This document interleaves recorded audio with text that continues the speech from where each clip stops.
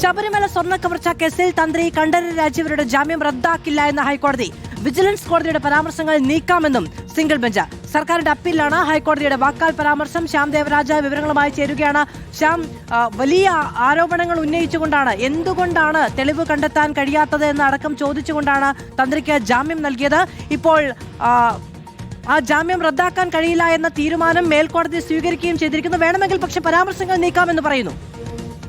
മാധു, അങ്ങനെ തന്നെയാണ്. ശബരിമല സ്വർണ്ണ കവർച്ച കേസിൽ നേരത്തെ ശബരിമല തന്ത്രിയായിരുന്ന കണ്ഠരര് രാജീവര് അറസ്റ്റിലാവുകയും 41 ദിവസം ജയിലിൽ കിടക്കുകയും ചെയ്തിരുന്നു. തുടർന്ന് 2026 ഫെബ്രുവരി 18 തന്ത്രിക്ക് ജാമ്യം ലഭിച്ചത്.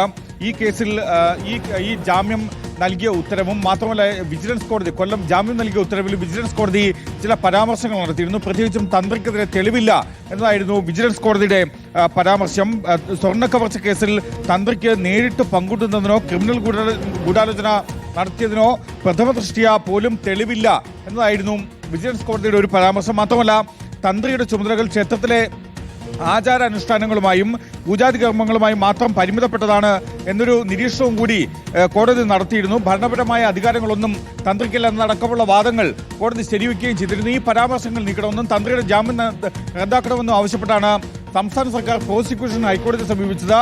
ഇതിനാണ് തന്ത്രി കണ്ഠരര് രാജീവരുടെ ജാമ്യം റദ്ദാക്കില്ല എന്ന കാര്യം ഹൈക്കോടതി വ്യക്തമാക്കുന്നത്. പക്ഷേ ഇത്തരം പരാമർശങ്ങൾ വിജിലൻസ് കോടതിയുടെ തന്ത്രിക്ക് അനുകൂലമായ പരാമർശങ്ങൾ ഉണ്ടായതോടുകൂടി സർക്കാരിനെതിരെയും SIT-ക്കെതിരെയും ഗുരുതരമായ ആരോപണങ്ങളും താല്പര്യമുണ്ട് എന്ന തരത്തിലുള്ള പ്രഖ്യാപനങ്ങളുമൊക്കെ വിവിധ രാഷ്ട്രീയ പാർട്ടികളുടെ ഭാഗത്തു നിന്നൊക്കെ ഉണ്ടായി.